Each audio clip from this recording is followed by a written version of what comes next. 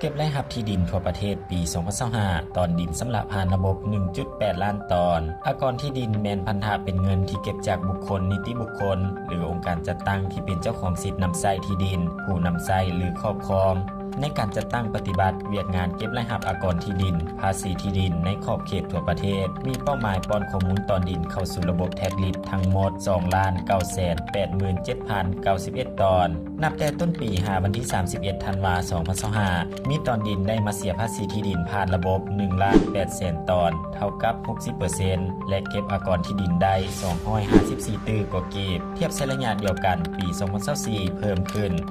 20.3% คิดเป็นเงิน 43 ตื้อเก็บการชำระอากรที่ดินได้ดังนี้ชำระผ่านโครงการช่วยสหกรณ์ใกล้บ้านทานชำระผ่านโครงการบ้านที่ตอนดินตั้งอยู่ชำระผ่านแอปพลิเคชันของธนาคารที่เข้าร่วมโครงการสอบถามเพิ่มเติม1466